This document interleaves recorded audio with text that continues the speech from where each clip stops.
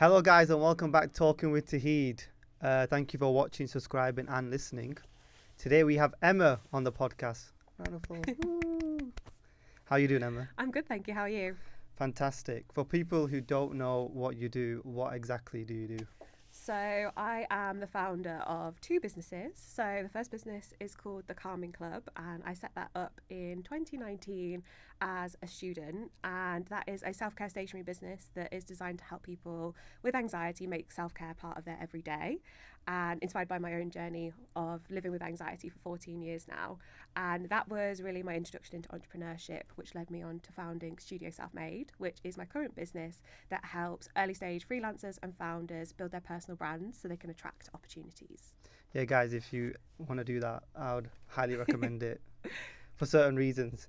For people who don't know, I'd say Emma is probably the main reason why I'm actually doing the podcast. Yeah, we spoke about this idea, didn't we? Yeah, Now it's so reality. Emma's actually my mentor. And she was grilling me for we have 2 hour sessions monthly. Yeah. You can do 1 hour if you want, but normally it's 2 hours. Yes, yeah. Yep. And we kept talking about how much I like to talk, as you can probably tell by the podcast. And then you kept telling me just start the podcast, and I was like, you know what, you're right. So here we are. This is episode 4 now. Amazing. Episode 3 or 4. Cameraman Jack, this is episode 3 or 4. 3. Thank you very much. Yes, it's episode 3. So I guess thank you very much. So guys, anyone that enjoys this podcast, you have Emma to thank mainly. Yeah. But I mean, I'm sure, did you always like business? Were you always interested in business? Or? So I actually studied fashion at uni, and so went down the creative route. I was always interested in being creative. I had a little side hustle when I was 16 of selling my prints on Redbubble. If you might have heard of a website where you can like drop ship.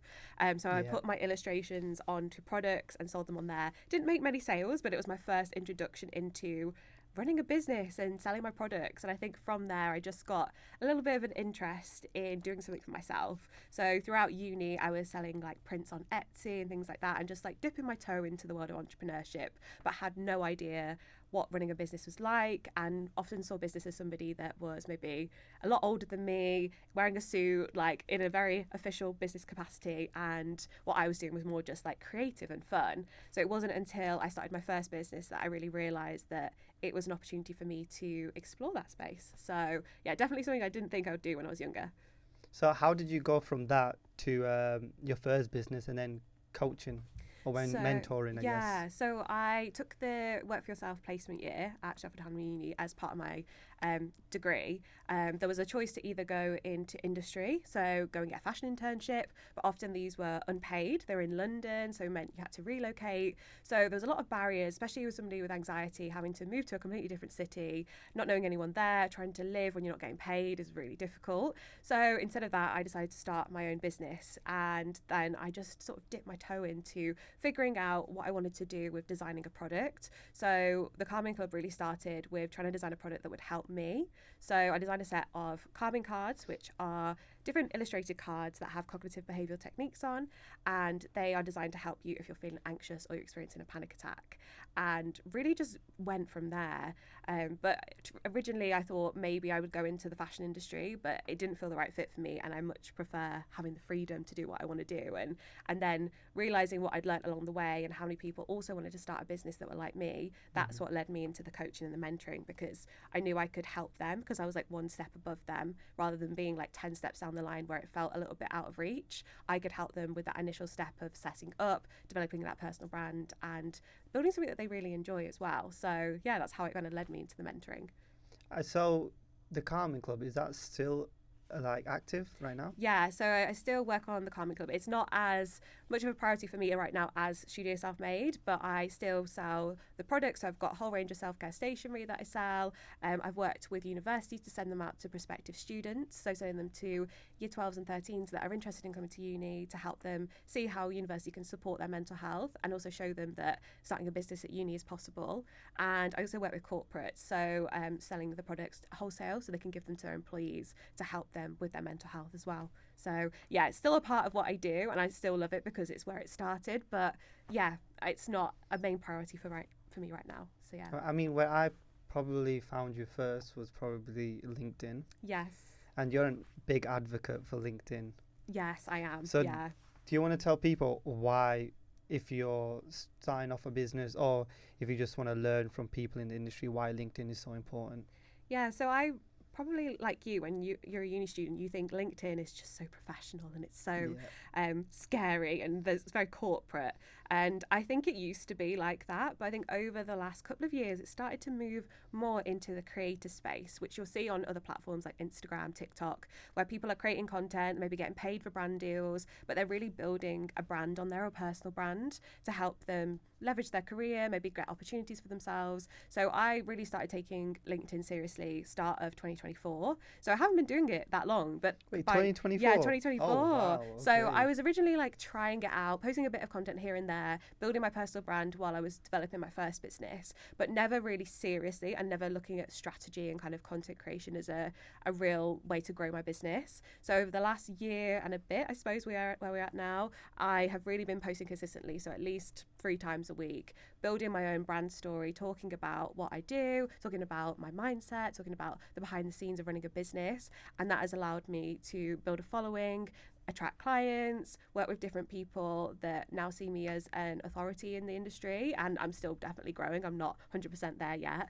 but it's really helped me unlock so many opportunities for my business, but for me personally, and connect with amazing people as well. And I'm always advocating for people using LinkedIn. And it's honestly not as scary as it seems when you first get started, but it's using it in a really authentic way rather than just creating content on there or just posting like job updates. It's thinking about, what do people want to read and how could you give value that would build up your credibility in your industry? Yeah, I've been like putting off making Yeah. LinkedIn content for like the longest time, and you just do it. Because Just on our do it. last Yeah. mentoring talk we had, I kind of said like, I'm not really feeling LinkedIn, Yeah. and you were like, why? And then we went into it, and then at the end of it, we ended up with, I'm gonna post on LinkedIn. That always happens. Yeah, definitely. No matter what. Yeah, I think a lot of people will feel a lot of imposter syndrome and self-doubt, or they'll see people posting and getting loads of engagement and they think, I can't do that, or that's not me, or I really want to get there, but when I post I get 2 likes and no one's engaging with my content. And it's just finding your own voice, but it really does take time. But the best way you're going to learn that is through actually posting. Like, a lot of people want to get perfect before they start, but realistically it's going to be difficult for you to really understand what people want to read and how you speak without posting that content and testing it out. So yeah, I know sometimes people put blocks up themselves and think, oh, I need to be more of an expert, I need to know more before I get started. But actually it's just through getting started you then become an expert. So you normally have to 100%. take the action in order to get there. So yeah. Because I have like so many ideas all the time. Like podcasting, I've been talking about for like the past like 3 years, and only now I was like, you know what, I might as well just do it. Yeah. I think the placement year is a perfect year to start. Yeah, such a great time to like try out new ideas. Like, you haven't got anything to lose. Like, this is a perfect time, especially while you're at university, even if you don't do a placement year alongside your studies. If you can use university facilities, if you can use advisors, like, it's the best time to start building up something on the side. And that's what I did that led me to jobs when I graduated university. So I've been self-employed since I graduated 4 years ago, and that's because of what I built up while I was a student. So I'm a big believer in actually doing stuff while you're at uni, because it's a great platform just to get started with what you want to do. So you use heavily social media to help your business. Yeah. Would you say it's good for everyone? Do you think every single industry, every single person should have some sort of social media presence, or does it depend on your job? That's a very good question. So I would say social media is a really great tool, but it's finding a way to use it that works for you. So I think any industry can work on social media. That doesn't mean you have to be on every single platform. So it's finding what platform works for you, but not only that, thinking about what you actually enjoy creating content on. Because if you absolutely hate being on video, and if I said to you, go on YouTube, you would not do it, you would not enjoy it, you would not come across authentically. Whereas if you're a great writer, maybe LinkedIn or something like X would be a great platform for you, because you have a strength in that space, but also you enjoy it as well. So I think anybody can benefit. It isn't the be all and end all if you don't want to be on social media, but I look at it as like, if I go to a networking event and connect with somebody, afterwards they can then see all my content on LinkedIn and they build up a bigger picture of me. And I also keep showing up in their feed, so I keep reminding them that I'm there. So if they do want to work with me, they can't escape me, so they keep seeing me.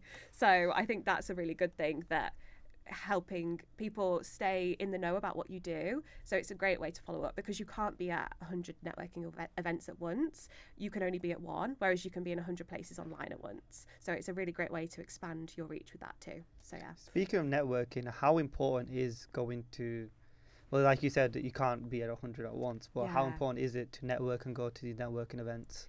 I used to hate networking. I used to hate Really? it. Yeah. So I used to think that networking was like super corporate, like you'd have to go along with your business cards and you have to be like really professional. But I think over the last few years, networking has turned into something that's a lot more social, and I really enjoy it now. I think it's a great way to meet people. I always meet clients or potential clients through networking events, because it's all about building those relationships. So I think if you can get a better understanding of your personal brand, of what you want to be known for, both in person and online, it can really help you find new clients, find new customers, learn about what people want from your business, from your services, and develop an offer from there. So I would always recommend networking events, and they aren't as scary as you think. And even if you go along and you're not a serial networker where you go around the whole room and you just start speaking to a couple of people, you set a goal of like, I'm going to speak to 3 people at this event, you never know where those connections are going to come from.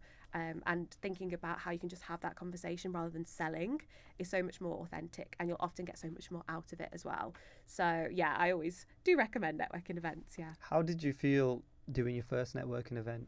I'm trying to remember. Was what it the hard first to one. like sort it out and everything? The one that I remember is the one I believe you did like, it might have been, it was in 2024. Yes. I believe it was like somewhere where they serve some sort of chocolate. I think it was called. I can't remember exactly. Yeah, so I hosted my own, like my first ever networking event in November 2024, and that was at the Chocolate Bar in Sheffield. Yeah, that's the one. And yeah, so that was really fun. And that one was I've never hosted an event before, so first time I've ever done that. And I did that as a networking / like workshop, so it was a personal branding workshop. So for me, I love like getting stuck into an activity. So it was very much a way for people to sit down, grab a hot chocolate, and then just network with each other in a really casual way. So that one was really lovely, and I want to do more like that this year and in the future as well.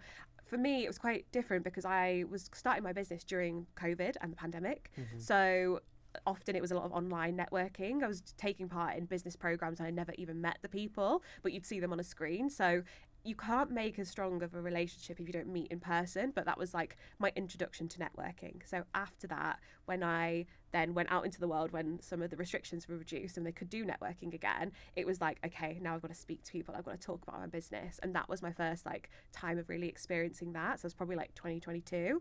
So since then, I've been trying to build up my confidence, especially having anxiety as well. Like you don't always want to go and speak to people, and you want to like talk about what you do, especially if you feel like maybe the youngest in the room or the most inexperienced. But I found that there's so many lovely people out there that just genuinely want to know what you do. So yeah, they are a really nice way to meet people, and don't always have to be networking, can be social as well. So I mean, I'm assuming it was free, right? My event, yes, it was so free. did you not make a lot of money from it? Like, did you lose money doing the networking So I didn't event? lose any money. So often you can partner with venues by bringing them in customers. So you don't have to pay for the space. Some places do charge, but you don't always have to.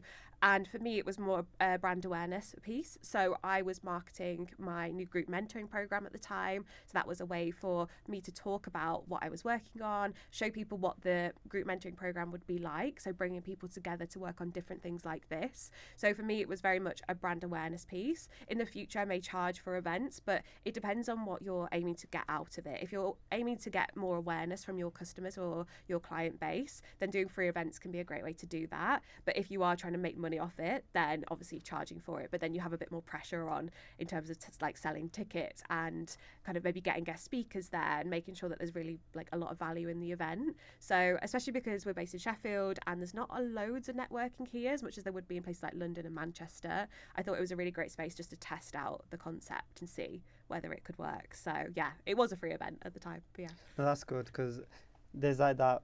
I feel like the only way you can do like one that you have to pay for is if there's demand for you to do a talk or something. Yeah. Then you can be like, okay, I can charge you a lot.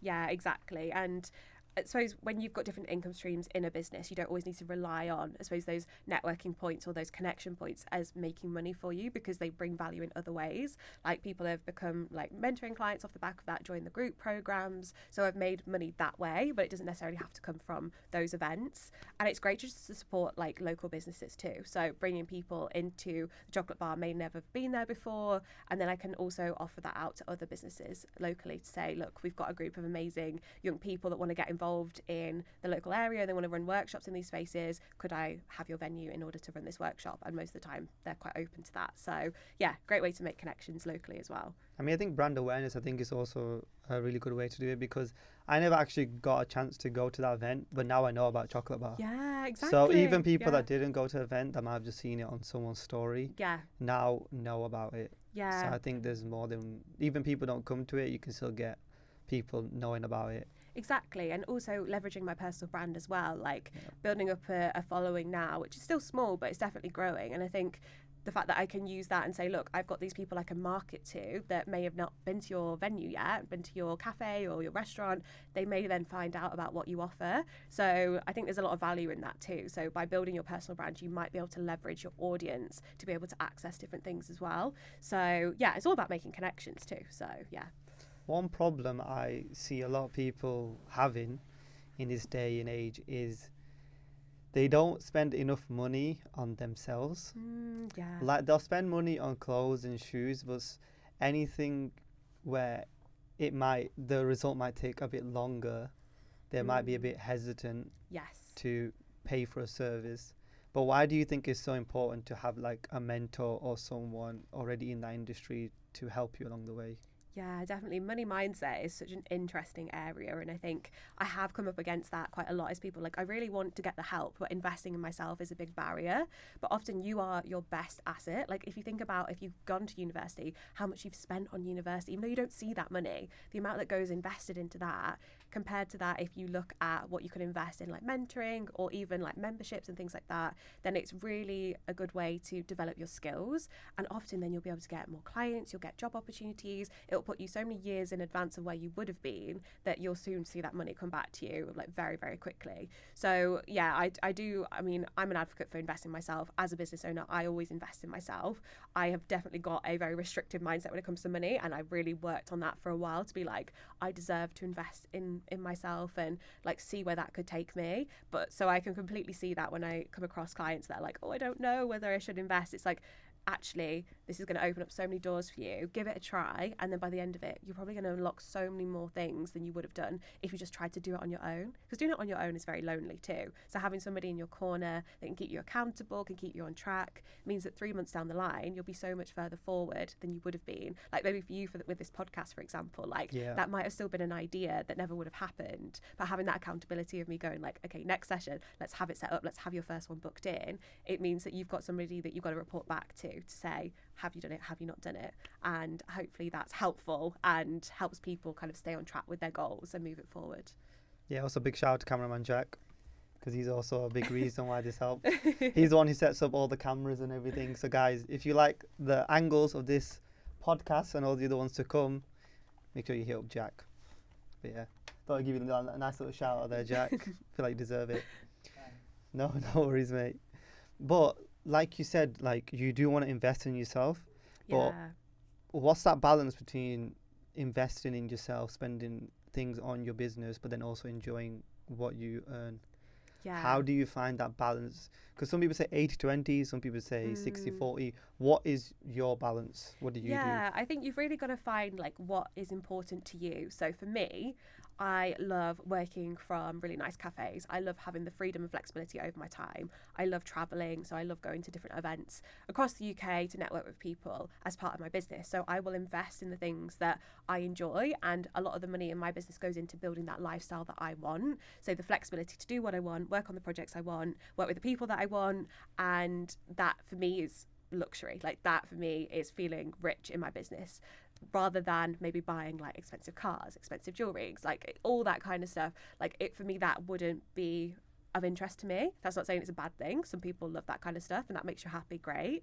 But for me, it's having the flexibility and freedom to do what I want and maybe take off a Monday morning to spend it with my family or to spend it with my friends or go on holiday. Like that for me is what I see as a good investment. So if you're debating like, should I invest in this course or this program, or should I put that into me, I think about what's going to make me happy here and what's going to help me in the long run. So sometimes you have to sacrifice now to get where you want to go. So sometimes that's working more hours, but actually finding that balance that works for you rather than maybe what you see on social media, that is rich, that is wealthy, that is the lifestyle that I want. Think about what makes you happy and then build a life using the money that you have from your business or from whatever you're doing to invest in that lifestyle and building that for yourself. So that's how I approach it. That's a really good mindset to have, actually. Yeah. But you know how from someone who has two successful businesses, I'm sure there's a lot of people that want to know what are some tips and tricks or things that you learn along the way that you wish you knew when you started your business. Yeah, that's a really good question. So a lot of people, when I speak to them, so obviously I work with people that are like at the beginning of their journey with their business, whether it's a product business or service business, and a lot of people get stuck in the perfection trap. So that's getting stuck before you start thinking, I need to know everything, I need to have done this course, I need to have practiced it, I need to have got years of experience, I need to work for a company before I do this myself. And the best thing that I did with the Calming Club was just develop a minimum viable product, so a really basic version of the product, and start selling that on Etsy and just give it a go. So I didn't have a website. I was printing off the cards on uni printers and I was buying the boxes in, sticking the labels on myself and selling them. And for me, that was the best way to learn. Like now I've sold thousands and thousands of these boxes of cards, but I never would have got to that point if I tried to get the final version when I started, because I didn't have the experience, I didn't have the budget to then get manufacturers to build it for me and make it for me. I didn't have the connections, didn't have the social media network, like I didn't have any of that. But actually by just going, I'm going to create a product that would help me and I could use this, test it out in the most basic way. Like I think that at the time they cost me like £1 each to make, and it was so easy for me to do that then it helped me build a business off the back of that and learn along the way too. So I'd say don't get into the perfectionist trap that it has to be perfect straight away. Test it out, see if there's a demand for that product or service, and then go from there, because otherwise you could spend years developing something that nobody even wants and you've wasted a lot of time. So testing it in the market, whether that's services, products, is the best way you can get started with building a business. Would you say like just start as well? Like just start, yeah. Just get into it, even if it's not where you want it to be. Absolutely. You like learn along the way. Yeah, 100%. Like the Calming Club branding has changed so many times over the years. Like Studio Self-Made has evolved. Like it started off as a free platform that I was going to pitch to universities to pay for the services for the students. Realised there was a lot of blocks there, so pivoted it into more of a grant funding model and then a direct-to-consumer model where I work with individuals and they pay for the services. And I'm still developing it and changing it. But if you get stuck on one idea, then you'll never move it forward. So often just by starting, you learn so much along the way as well. So yeah, I'd always recommend just starting, taking action over trying to get the perfect plan in place before you get started. Where do you think like all these barriers and like this imposter syndrome, where do you think it actually comes from? Good question.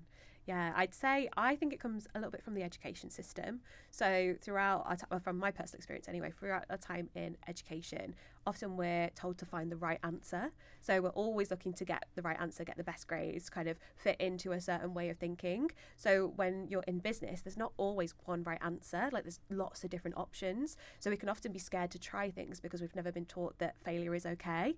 So I think often a lot of the barriers that come up is because we're scared of failure and we're fearing that challenge because we don't know what's going to happen and we're trying to look for that right answer, the safe route. Our brain is trying to keep us safe.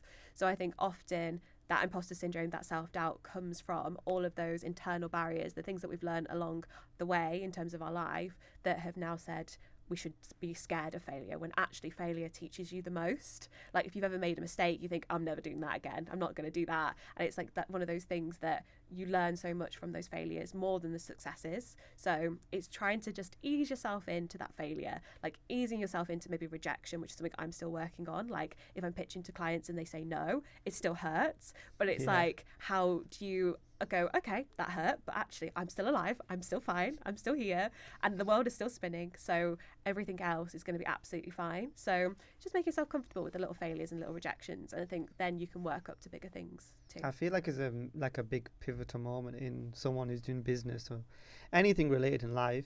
You have that thing where you get rejected Yeah. or something goes wrong, and then people go one of two ways: either give up or they carry on. Yeah. And then I also think one bad thing is that we're also going in the complete opposite way, where before it was like, you know, don't go to, like, it was like go to school, university, Yeah. and now I feel like it's going the other way, where it's just as bad. It's like, don't go to school, Yeah. don't go to anything, just drop out of high school, college, and just find your way. But I don't think being I feel like everyone has entrepreneurial like abilities or like skills, but I don't think Yeah. everyone can be an entrepreneur. Absolutely. And there's so much value in learning entrepreneurship skills and then using that in a workplace. 100%. So you can innovate for a business, you can bring new ideas, you can think outside the box, you can bring new voices into that space. So I'm always an advocate of like still going to university, but alongside your studies, really using that time to discover what you love, whether that is a part-time job, whether that is starting a side hustle, like whether it is building your personal brand. All that kind of stuff can really help you when you graduate. So I would always say, like, if you can do it in a container of university where you've got funding behind you, where you're a little bit more safe rather than just going out and trying to do it with no money behind you and really trying to figure out along the way, then that's a great way to do it. So you can learn so much if you just put in that work alongside your studies as well. Are we all good? It's just cameraman Jack always like scares me when he's like walking around. I'm like, I don't know what's gonna happen. But I mean, a segment on mine that on my podcast I really like talked about is mental health. Yeah. So I know you spoke about you have anxiety. Yeah. Do you still struggle with that to this day? Yeah, I'd say it's definitely changed a lot over the years. I'm not half as anxious as I used to be, and I definitely used to experience that a lot more. But there's still times where if I've got to public speak or I'm doing something, that I will feel those anxious feelings and it will affect my mindset, and definitely get stuck in like a negative spiral. So it's really been learning how to manage that and get myself out of that place as quickly as possible. But yeah, it's something that I still deal with, definitely. So throughout your whole life, how has mental health changed for you? Like, what have you done to maybe help yourself like cope with it better? Like, basically, when you first found out you had anxiety, how was it, and how are you now with anxiety? Yeah, so my journey with anxiety is quite a different one, suppose, to most people. But my anxiety started from both my parents having cancer when I was younger. So both my parents had cancer twice before I was 18. So 4 times I had to kind of experience that. So it was a really difficult time of constantly being in an uncertain space where I didn't really know what was going on with the family, having to grow up very quickly and trying to deal with my anxiety and panic attacks that were showing up throughout education. So I ended up changing schools to try and find something that I was more passionate about. So I went into art and creativity because that's what helped me. And it was really experiencing that over from the age of like 12 till about like 18, where I was really struggling with my mental health, that made me realize when I got to uni that I wanted to help people. Like, I love fashion and I love being creative, but it wasn't helping people, and I felt like that part was missing. So when I went onto my placement year when I was about 21 years old, I was like, how can I create something that could help people with anxiety? And it was literally me being out of the house one day, experiencing a really bad panic attack and thinking there's got to be a product that could help somebody like me in this position just calm yourself down and get out of that space, which is why I designed the calming cards with those techniques on that I'd learned through therapy that I could keep with me at those times where I was feeling the most anxious. So it's 100% evolved along the way, and I've used those cards when I've been doing like pitching and presenting for my business, or trying to make connections, going to networking events and traveling as well. That's one thing that can make me quite anxious, and it's really evolved along the way, whereas now like I feel like I'm in a much better place. But I feel like anxiety has a way of like evolving with you, so there's always different ways it'll show up. But I think having those mental health challenges has really allowed me to grow my mindset and invest in my mindset more than I would have done if I hadn't have had anxiety. So I feel like I'm very self-aware, like I understand myself really well because I've been on that journey with my anxiety all over this time. So as much as I used to hate it and think like, why me? Why have I got this? Now I look at it as like a strength for me too, and a way that I have like been able to evolve and grow into the person that I am. So yeah, it's really interesting, like looking back at it and seeing how it evolved all over this time. But yeah, it's been a journey. I do appreciate, I say this to all my guests, I do appreciate you opening up because I know it's not easy. But the whole reason why I do this segment is because I think there's a very big stigma on mental health. Absolutely, yeah. People, I mean, mental health, the way I see it, is just being human. Yes. I think everyone struggles with mental health. Some people are better at handling it than others. Yeah. But that's not a negative or a positive. It's just the way you are as a human. So hopefully, anyone listening to this podcast who struggles with mental health, talk to your friends, talk to your families, seek professional help if you need it, but don't keep it bottled up. That's what I would say. Yeah. You talked about how you had to grow up quickly. Yeah. Would you say that's where you get that like business mindset, because you have to grow up a bit more than kids who just got to maybe enjoy life more? Yeah, definitely. I think it probably helped because maybe I was a little bit further ahead of like thinking like an adult or thinking about my career. So yeah, I think it helped me in the sense of understanding people more. Maybe like emotional intelligence developed a little bit earlier for me, so I'm able to empathize with people quite well, understand where they come from, which is why like with the mentoring sessions and the coaching that I do, I really try and understand the person. Like when we were having the conversation, I was like, you could say you don't like LinkedIn, but I think it's imposter syndrome showing up for you. I think it's these other things because I'm quite good at reading people and understanding that there's more going on beneath the surface, but hopefully creating safe spaces for people to talk about what they're struggling with as well, and kind of helping them, because you can't just help the career side of things, you have to help the mental health side of things as well. We're not two separate things, they work very much together. So I think growing up quite quickly made me think about things in a different way. Like both my parents weren't entrepreneurs, so I never had that in my family. Like growing up, they just worked like normal jobs. But I think also seeing them having to face challenges and carry on and like still carry on working, I think that work ethic really helped me keep going, and maybe what inspired me to start the business as well. Wow, that's actually, I didn't even know anything about that. That's why I love doing the podcast, to learn so much about people. Right, okay, picture this. You're on death row. Okay? Yeah. Stick with me here. Yes. They said, Emma, tomorrow you're gone. You're gone, okay? Well, what is your death row meal? I mean, starter, your main, and dessert. And you can have a choice of drink. Oh, that's a really good question. I'm trying to think of what it would be. See, I do like quite a lot of food, so it's very hard for me to choose. I feel like... Are you a foodie? I am a foodie. I do quite like Asian cuisine. Like I like kind of quite healthy stuff, like noodles, ramen, like all that kind of stuff. Yeah, so, but it's death row. You're gonna die tomorrow. The thing is, it can be really like tasty. I mean, you have got pizza. Like obviously, like pizza is amazing. I mean, think about it. It don't matter about the health benefits. The health benefits. Tomorrow that's you're true, gone. That's true. Yeah, but I could have a really great dessert as well on top of it, and like Okay. So maybe what would I say would be my starter? Do you have a favourite drink? My favourite drink. I love coffee, so that's probably like, but whether I'd have that with a dinner, I don't know. Yeah. But a good coffee is like the best. In terms of like alcoholic drink, like cocktails are great. I like Prosecco. That's really nice. So it's a big bottle of Prosecco. Or something like that. I think that would be really good. But yeah, in terms of dessert wise, maybe start with dessert first. I think like a good like chocolate fudge cake or something like that would be really great. I think I'm pretty sure that's exactly what Jess said, right? Yeah. That's a very popular answer. Yeah, I think she said like caterpillar cake, because the caterpillar cake. Yeah. Or I make a really good lemon drizzle cake. So nice. Yeah, so maybe I was making it myself then that. I suppose like for a main, maybe like a good roast dinner. Like a roast dinner is a classic. Yeah. That's a good option, yeah. Yeah, so yeah, I mean, my dad makes a great roast dinner, so probably that. And then that would remind me of home, which would be nice. And then starter, I don't know. I don't often go for starters, to be fair, in terms of like if I ever go and eat out. But you're gonna die tomorrow. But I'm gonna die, so like, what would I eat? Maybe just have like something you'd have as a main, as like a maybe a starter, pizza. but, That's like, such a random. just like a little 9-inch. Have a little pizza. Yeah. Little garlic bread. Yeah, maybe something like that. Yeah. Garlic bread. So you yeah. have It's garlic, very random. garlic bread, Yeah. roast dinner made by your dad, Maybe my dad. Yeah. and a chocolate fudge cake. Chocolate fudge cake. Is it Oh, let's go lemon drizzle cake actually. lemon drizzle? Cake. That's one And a of my bottle of favorite. prosecco. There And you a go. ball. Why not? You're going out. Yeah.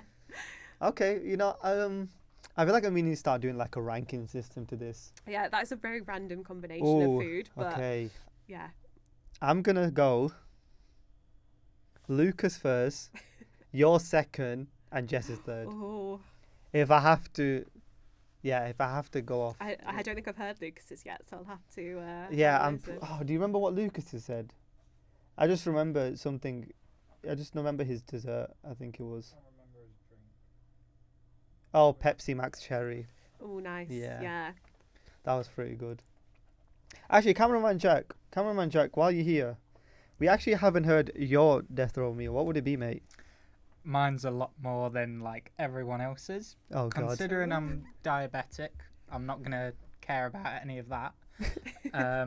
So for starter, would probably have to be calamari. Oh, Just like a tray of calamari. nice. For main, we're probably going like a full Chinese buffet type, Wow. Okay. with Yeah. and then sounds a good. tomahawk steak on the side. Okay, he's been thinking about this. Yeah. Drink would have to be like a big 2-litre bottle of Pepsi Max Cherry. I agree Yeah. with Lucas here, but it's got to be like Mm. ice cold. Like for people with sensitive teeth, it's going to kill their mouth, but for me, it's like the perfect taste. And dessert. See, I can't remember the name of it, but there's a pub near mine where they do a dessert and it's supposed to be shared, but me and my brother, we always have one each. Okay. And it's 2 scoops of chocolate ice cream, Mhm. 2 scoops of strawberry, 4 scoops of vanilla. Is it Napoleon ice cream? It's then got Kit Kat, Twix, Ooh. shaved chocolate sauce, and a bit of caramel in with a wafer on top.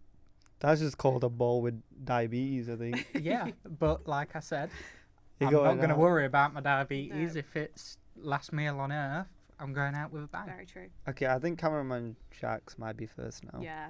That was He's quite thought about this one. Yeah. He's I've been got it thinking down. about it since Jess's. podcast. Yeah. Yeah. I've been Okay. like, I'm waiting for him to ask me what mine Yeah. would be. This is what it's going to be. And Yeah. I notice everyone chooses like 1 or 2 things. Yeah, I'm no, like, nah, you I'm went going all out, full mate. out. You're going I'm for stuffing my everything. face. Nice. Going to put on like another 20 pounds of fat on before I die. I think it's quiz time now. Okay.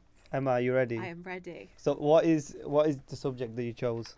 So it was Disney films. Disney films, yeah. Yeah. Cameraman Yeah. Jack, have you got the quiz ready for us? We've got a total of 12 questions. Mhm. One of the questions has multiple answers to. Ooh. So that question will be whoever gets the most wins Okay. that point. Okay. What's your buzzer sound? Oh no. Maybe oh no. That can work. You got to do something Oh quick no. now. Can you hear that if I click? Just That about. work? I Okay, can well, hear I'll that. click. Mine's Okay. Which film is about a dog who thinks he has superpowers? Bolt. Correct. Come So on. fast. 2000 Disney's Do you what I grew know up why on. he thinks that he has superpowers? Because he is on a TV show where basically things explode and bad guys on the TV show he like beats up. he's a canine actor. Yeah. Yeah. Well done. Mate, that's a great film. This one I'm going to give 2 points for. Oh, okay. Because if you can get the series of it, of the movie, I'll give you a point. And if you can get the correct movie of which one it is, I'll give you another point. Okay. What was the Okay. highest grossing film of 2010? It was a Disney film. Original or Disney? It was an original might be Pixar. I believe it's Disney though. Oh, Toy Story. Yep. Do you know which one? What came out in 2010? Yeah. Which number it would be? Ooh. I think. Second one. Can I guess? Yeah. Was the third one? Correct. Third one. Come So that's on. 1 point each. I'll give 1 point each for that. Oh, I'm actually leading in a quiz. It's crazy. This one is a quote. You've got to tell me the movie. Okay. The sky is falling. The sky is falling. Cloudy with a Chance of Meatballs. Is it? No. Oh, No. that's what I thought. Yeah. Exactly what I was going to say. Here's a clue. Which film tells the story of a character who sends everyone into panic with those words? What was the quote again? The sky is falling. The sky is falling. The sky is falling. Do you both need a bit more of a clue? Yeah. It's got animals as the main actors. Animals. Oh, not Bug's Life. No. No. Oh, that was a good guess, actually. Oh, the Jungle Book? No. No, I'm trying to think of animals. This was one of my childhood films. Is it this one. is it animated? It is. I'm pretty sure basically all of these are animated, which I'm asking Okay. the question was. And it's not a Bug's Life or The character Cloudy. wears glasses. He's quite small, runs around, and he wears pants made out of newspaper articles what? I have no in the idea. scene because his pants get wet. His pants get wet. And But it's one of the main. is this a popular Disney yeah. film? Oh, no idea. Well, to me it is. Chicken Little. Yeah, Oh my Yeah. God! Come on, let's go. Chicken Little. Oh, I love that. He's the one with the glasses, right? Yeah. Yeah, little play baseball. Yeah. Yeah. I didn't want to remember give that. baseball away Yeah. because I would have that'd be got too it straight much. away. Yeah. Can you name Pixar's first movie which had a complete human cast? It was an animated film, but can you name it where it's a complete human cast? So the movie isn't. It's not live action, it's animated, but it's the first movie which Pixar did which was a human, like every actor in it was a human. Okay. Oh. It wasn't an animal or a monster or anything like that. I don't know the name, but can I just say, has it got something to do with robots? No, Oh, okay. I was thinking of a completely different. I'm not sure if film. it's Disney. Is it Incredibles? it is. Yeah. How did I not get Incredibles? Oh my God. This is the question where depending on how many you can get, depends on who gets the point. Oh, Okay. okay. So what do we go back to back? Name the 7 dwarves. I knew it was going to be this one. I knew Oh, it. okay. Let me go first. Grumpy. Is that one? I'm So can gonna we let just you go at know. the same time, or would you go first? How are we going to do it? Should we go back to? Should we just go Okay. back and forth? Yeah, so- yeah, go back. Okay. and forth. Grumpy. Happy, Yeah, Lazy one. no, Oh, God, I'm out. dopey, yeah, yeah, bashful. yeah. What else?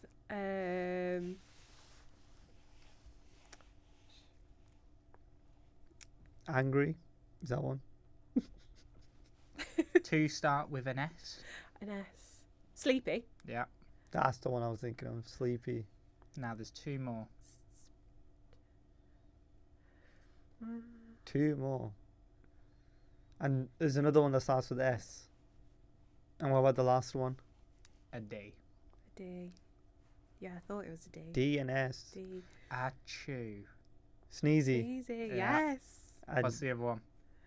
D. I don't think either of you will Dopey. probably get. No, I just said No, dopey. it's not Oh. dopey already.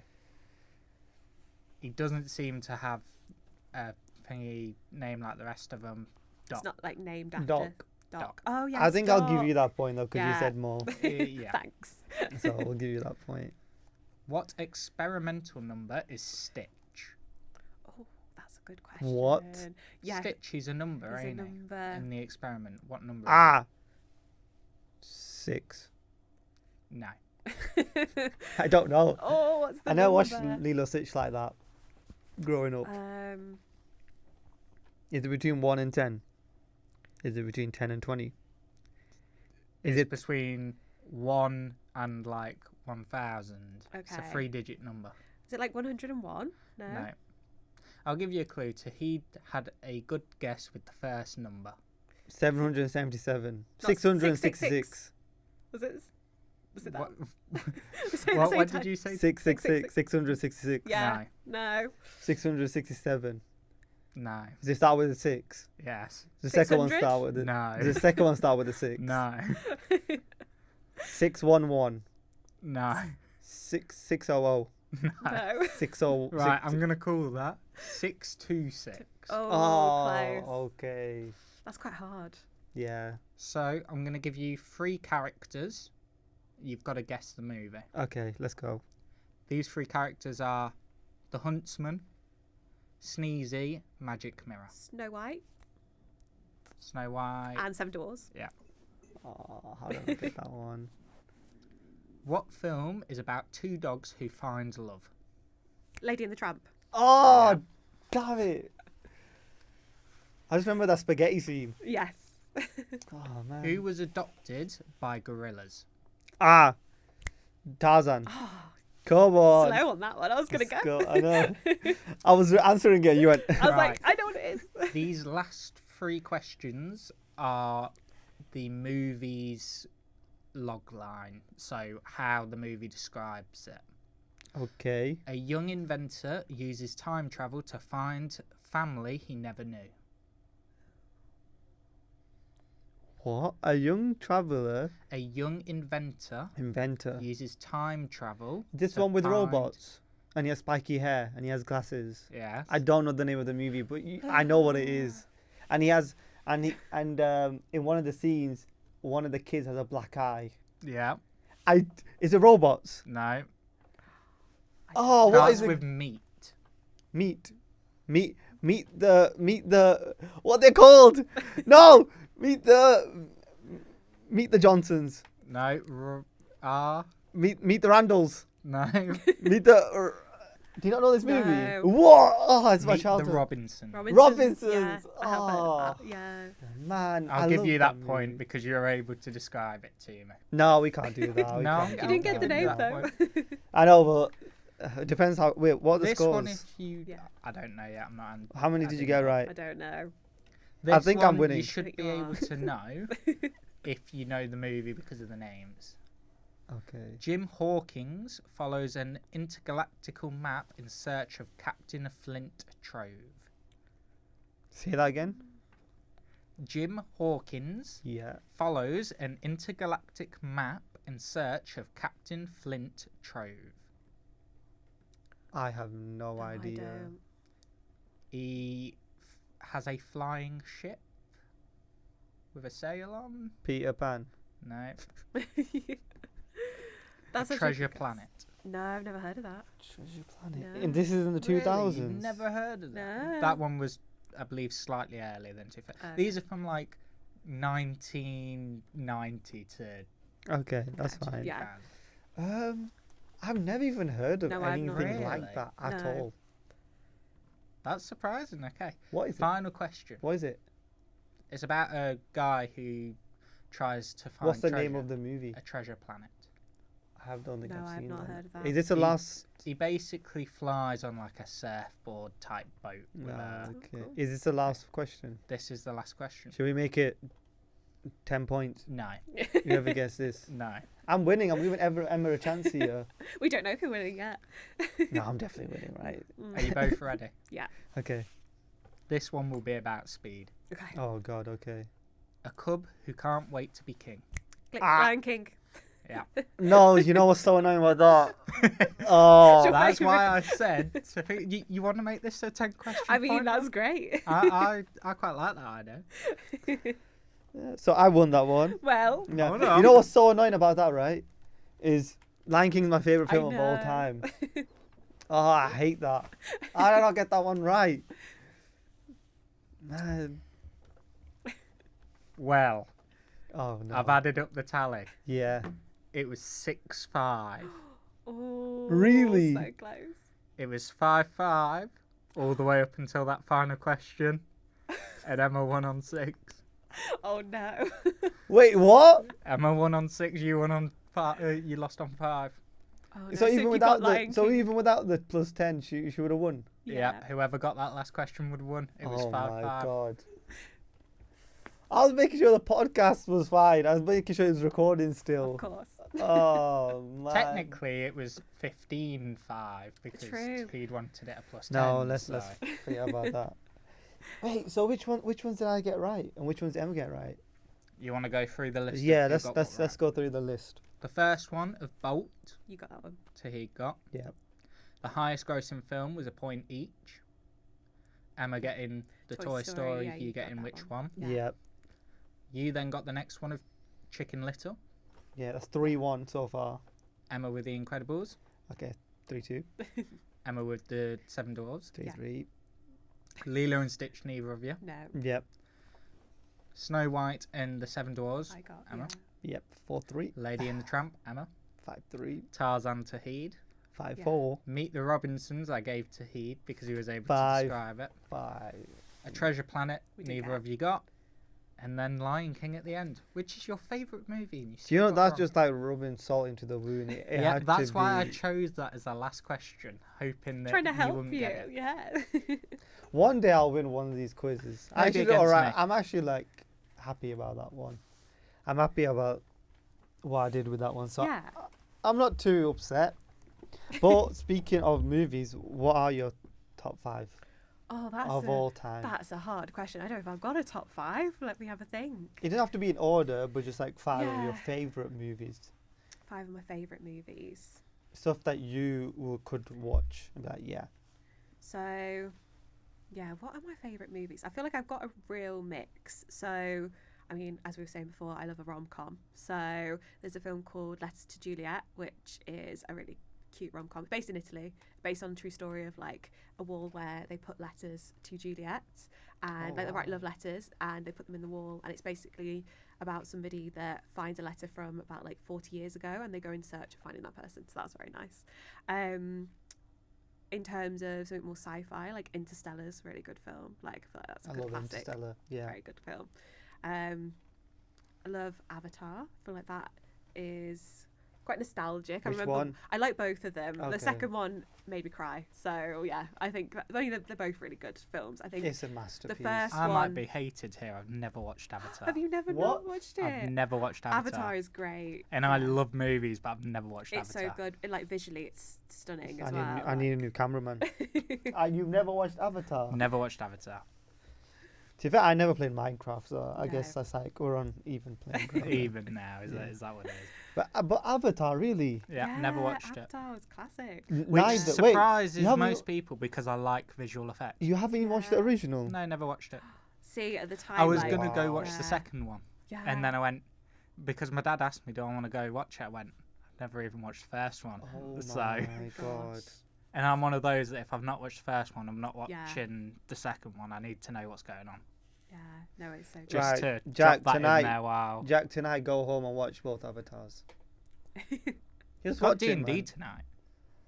Yeah, but after that you can watch it, and then on the next podcast you can tell us how you thought about Avatar. Give you Maybe. a review. Yeah, no, I'm putting you up to that. We're gonna ask you next episode. What Is did you this going to think? be a new segment? I've got to rate one movie What each film? week. Yeah, that you Yeah. haven't Just give you a watched. rating of a movie Yeah. that I've watched. Jack's ratings, that's what we'll call it. So what other films, What other in your films? top 5? What's in my top 5? I feel like I need like a Disney film in there because we've been talking about Disney. So I know, right? I feel like Toy Story for me was always one of my favourites. Like, I Which think- one? See, this is also a good question. I feel like either the first one or the third one were my Third one faves. is my The favorite. third, yeah, I It feel was like so good. it is so good. I feel like the concept of the first one was like as a child was like amazing, and Mm. then the third one was really good. And then last film, what would be my last film? This is when I go like mental blank on films. No action, no crime, thriller, horror. Yeah, I'm not a huge horror fan, put it that way. I like, but then I'm thinking, oh, like I love like Hunger Games, like all that kind of Oh. stuff. So all of those My films. sister's obsessed with Hunger Games. Yeah, Hunger Games. Yeah, so that kind of action I like. So yeah, Okay, that's it's a a really pretty varied mix. varied- No, but I like that. I think that's Yeah. good. That's Yeah. good. Yeah. Okay, do you like watching like crime documentaries and stuff? A little bit. I mean, they do scare me a bit. So I do like I'm some. just asking that because Yeah. every female that I know just loves watching. Yeah, I'm not obsessed as much as some Crime, other people. horror. No. Like they like watching the most. I don't get it, right? They like love watching the most gruesome attacks on women Oh my by gosh. themselves. Like if they're going out walking Yeah, somewhere. no, not for me. No. I'm like, and then they're like, they watch it and they're like enjoying it like it's like some sort of like action film. Oh my gosh, no. I'm like, guys, are you okay? no, They're that's like, not yeah, for just me. eating our popcorn away, you know. This is completely normal to them. I'm like, what?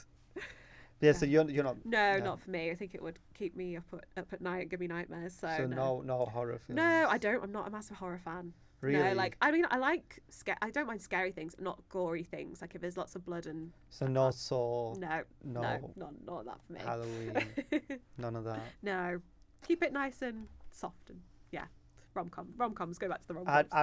I'd recommend a horror film. Okay, what horror film? Okay. I would say Conjuring 2. Yeah, I mean I've watched like the Paranormal Activities, like things like that, but they're not that scary. They're terrible. They're not. There's not much going on. Watch with Conjuring those. 2 late at night and Okay, you're just gonna give me nightmares. report back to me. I watched Insidious when I was younger. I couldn't get to sleep for like 2 days straight. Gosh, Yeah. mad. But no, I thank you for coming on. Really appreciate it. Where can people find you if they want to get in contact? So you can find me through Studio Self-Made, so on LinkedIn, Instagram, or have a look at my website. And then, as you said, I'm on LinkedIn, so it's Emma Redfern on LinkedIn. So yeah, feel free to connect with me on there, and we can have a chat if you liked anything that I've spoken about today or find anything interesting. But yeah, that's probably the best place to find me. Thank you guys for watching, listening, and subscribing. We are over and out.